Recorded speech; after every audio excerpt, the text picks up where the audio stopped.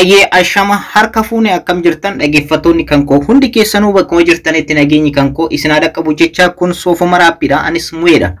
Egaa har'as akkuma baratame akkuma kanaan dura jechuudha viidiyoo ajaa'ibaa tokko qabadhee isinii dhufee jira. Viidiyoo kana keessatti immoo kan ilaallu seera YouTube'n baasee yeroo adda addaa wantoota adda addaa seerota baay'ee baasuu irratti argama. YouTube'n seera YouTube'n wal qabadhee isinii dhufee jira dhaggeeffattoota kan koo. Seerri kun maalidha? Maaliif isin fayyada waan jedhu tokko tokkoon kan isinitti himu ta'a. Garuu viidiyoo kana wanti hojjechuudhaaf na kakaase guddaan namoonni baay'een karaa keessaatiin gaafii baay'ee na gaafatanii jiru. Sababa kunillee maalidha? Thumbnailii jijjiiruun dhorkee jira. YouTube'n viidiyoo keenya irratti thumbnailii akka hin hidhanne nu godhee jira. Maxxansuu hin dandeenye fuula viidiyoo keenya irratti thumbnailii maxxansuu hin dandeenye. Thumbnailii jechuun akka beeksisaatti viidiyoo keessan irratti kan maxxanfatanidha jechaadha. Akka beeksisaatti isin tajaajila. Egaa wanta kana irratti maxxanfachuu hin dandeenye kun maaf ta'e akkamitti kan jedhan ijoolleen nageessan jirtanii. Egaa seera dhiyoo kana keessa baasee irratti waa'ee thumbnailiitiin wal qabatu seera haarawaa YouTube'n baasee jira.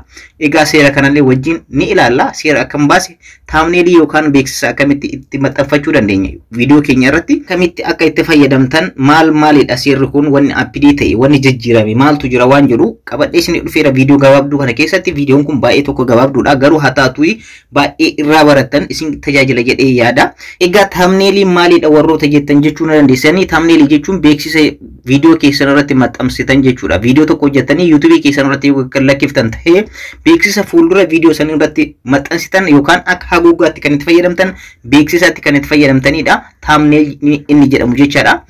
Egaa fakkeenyaaf chaanala kan koo keessa seenee isinitti agarsiisu beeksifni maal akka ta'e isinitti agarsiisuudhaaf jecha dhaggeeffattoota kan koo asirratti bakka sarchi waarii kanarratti yeroo hundayyuu akkuma isiniin jedhu soofumara app jettanii yoo barreessitan salphaamatti ni argattan jechaadha. Isa jalqabarraa isinii dhufu kana soofumara app isa jedhu kana kilikii yoo gootan salphaamatti ni argattanii. Warroonni chaanala kanaaf haarawaa taatanillee subscribe gochuu hin dagatinadha. Akkanumallee mallattoon notification fuulduratti isinii dhufti.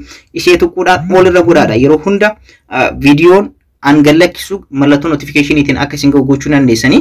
Egaa thumbnailii jechuun isa amma asirratti argartan jechaadha dhaggeeffattoota kan koo. Egaa asuma waan tokko isinitti argisiisu wanta adda akka isin hin taane asitti home browser community channels kan jedhu jira. Seera YouTube'n baasee haarawaa keessatti browseritti jijjiireera. Isa kanaan dura viidiyoo jedhu san jechaadha. Viidiyoon keessan bakka itti argamu san gara browseraatti jijjiiree jira jechaadha. Browsera kana keessa yoo seentanii akkuma argartan thumbnailii adda addaa irratti fayyadama jechaadha. Akkuma irraa argatan haguuggaa viidiyoowwan irratti itti fayyadamudha. Thumbnailidha wanni jedhamu. Isa kanaan jechaadha.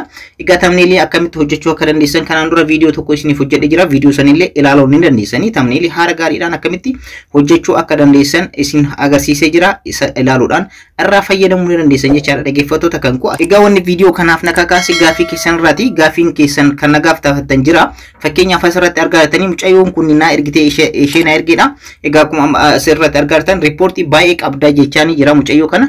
Ammaan booda thumbnailiitti fayyadamuu akka hin dandeenyellee ibseefii jira. Ji'a tokkoon dura wanti kun irra deebitee yaaluu ni dandeessa yookaan update gochuu ni dandeessa. Ji'a tokkoof adabbii irratti fudhatee jira jechaadha. Kanaafuu nullee adabbii osoo nurratti hin fudhatin YouTube'n kanaaf thumbnailii akkamitti itti fayyadamuu dandeenya seerota akkamitti bahee wanta update ta'e maaltu jira wanta jedhuuf wajjin ilaalla na hordofa.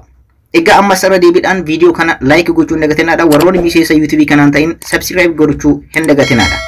Egaa akkuma amma screen irratti argaa jirtan wanna yeroo dhiyoo keessatti YouTube'n baaseedha. Akkuma asirratti argaa jirtan dhaggeeffattoota kan koo custom thumbnail limits kan jedhu jira.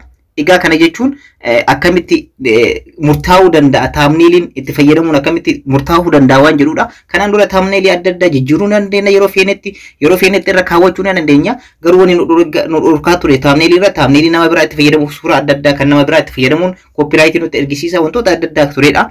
Amma immoo garuu thumbnailii makanayyuu isuma keenya taheeyyuu irra deddeebiidhaan itti fayyadamuu hin dandeessan jedhee jira. Kun hoo wantoonni isa kana thumbnailii kana murteessisiisan maalidha waan jedhudha kan asirratti qabadhee isiniif dhufe jechaadha. Akkuma asirratti argartan kana seera kana kan baase anaa miti YouTube'dha.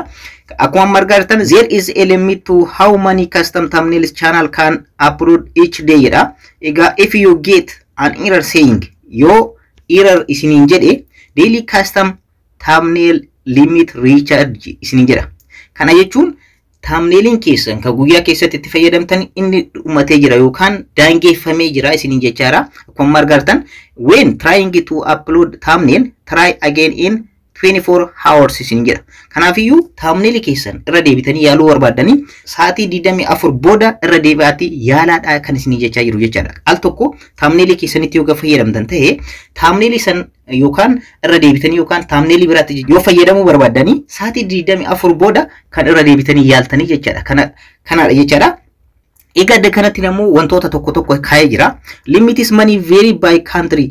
Egaa wantoonni thumbnail kana yookaan beeksisa kana yookaan haguugaa viidiyoo keessanii kana itti fayyadamtan kan akka beeksisaatitti wantoonni murteessisiisa yookaan akka murtaa'uu godhanii wantoonni akka isiniif heeyyamuuf akkanumallee akka isiniif hin heeyyamne wantoonni godhan asirra kaa'ee jira. Wantoonni kunniin maal maalidha wajjin ilaala. Kan jalqaba irratti isinii kaa'e country or region jira. Egaa biyyoonni addunyaa kanarratti argaman seera kanaaf yookaan thumbnail jijjiiruudhaaf murteessuudha. Ameerikaatti jijjiiramuu fi thumbnailiin Itoophiyaa keessatti jijjiiramu tokko miti jechuudha. Inni biraa channel history'dha. Channel history jechuun seenaa channelii keessanii channelii keessan maal hojjeta? YouTube'dhaaf ibsitan moo ibsini?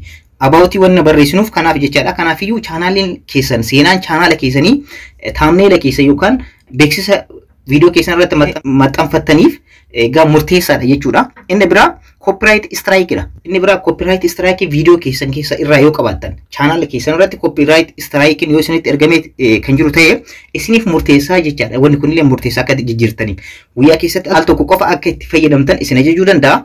Kanaafii wantoonni kana yoo qabaattan hin danda'amu jechaadha. Inni kan biraa maalidha?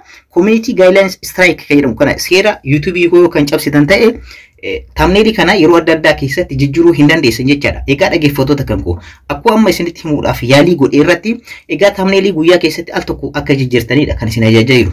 Guyyaa tokko keessatti yoo kan isin fudhachuu kan ta'u ta'e yeroo lammaffaa sa'aatii 24 booda akka yaaltanidha kan isin ajajaa jiru.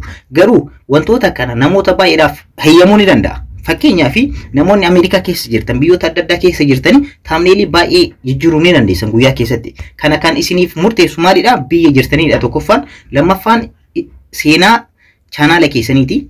Channel keessan maal hojjeta? Maalidha kan YouTube'dhaaf beeksiftanii jirtanii seenaa isaa YouTube'n keessan hojjetu jechaadha.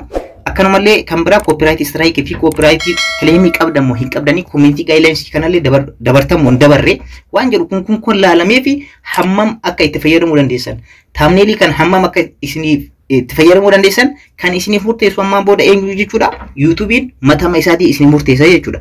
Al tokko akka itti fayyadamtan isin ajajuu danda'a sa'aatii 24 keessatti al lama ta'uu danda'a.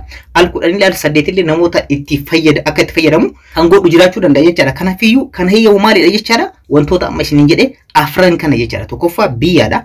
Lammaffaan immoo waa'ee seenaa channel keessaniiti wanta inni hojjetu. Inni lammaffaa inni biraa immoo copyright strike dha. Inni biraa immoo community guidelines strike dha jechaadha. Egaa wantoonni kunniin thumbnail keessaniiti yookaan beeksisa keessan kan viidiyoo irratti maxxanfattaniif murteessoodha jechuudha. Egaa seerri cimaan YouTube'n amma baasee thumbnail irratti illee seera haarawaa baasuu isaa kun ammumaan isiniin gahee jira. Seerri kun haarawaadha. Kanaan dura hin turre. Kanaan dura kan ture garuu amma isin olitti argaa jirtan seerri kanaan dura ture resolution isaati yookaan bal'ina thumbnail itti fayyadamtanii dheerinaa fi hojjaa fi dheerina isaa jechaadha. Kanaan dura akkuma beekamu inni kun akkuma jirutti 1280 baay'isuu 720 kan ture jechaadha. Suuraa yookaan thumbnailin isin qopheessitan sun kan qophaa'uu qabu imeejiin isaa jechaadha. Imeejiin isaa GPG kan jedhamu jira, GIF kan jedhamu jira, akkanumallee PNG dha. Kanneen kan qophaa'edha kan isin fudhatu, suura mantaan hin fudhatu jechaadha. Kan kanaan dura turedha. Kanaafiyyuu suuraan isin qopheessitan sun yookaan kan thumbnailidhaaf ta'u barreeffamni isin qopheessitan suni megaabaayitii 2 gad ta'uu qaba jedhee jira kanaan dura. Reeshoon isaa immoo 16.9 jechaadha. Reeshoon isaa kun kanaan dura turedha jechaadha. Kan amma kan duratti isinitti hime kun garuu kan ammaan booda kan ta'u jechaadha. Thumbnail ammaan booda kan nuuf murteessu eenyu jechaadha? YouTube mataa isaati jechaadha. Kanaafiyyuu YouTube keessan irratti thumbnail jijjiiruudhaaf yoo isin dide seera YouTube'ti waan ta'eef kabajuun dirqama isinitti ta'a. Sa'aatii 24 booda immoo irra deebi'aatii yaalaadha. Dhaggeeffattoota kan koo qophii kan koo kanarraa keessatti akkamitti thumbnail seerri irratti bahe maal akka fakkaatu isinitti agarsiisee jira. Seera kanaan kan wal qabate wanti isin hin galle yoo kan jiraatu ta'e komentii jalatti yaada keessan naaf barreessaa. Akkanumallee Telegram kan koo irratti illee naaf barreessuu dandeessan. Social media kan koo kan hundayyuu as description jala waan argattaniif seerota haaraa bayan yoon argachuu barbaadan keessan na dubbisuudhaan viidiyoo babbareedaa isiniif nan hojjedha. Kanaafiyyuu gaaffii qabdan komentii jala naa kaa'adha. Kanarra qabadhee dhufe kana fakkaata. Isinis wanta kana beektanii akka irraa fayyadamtan abdiin qaba.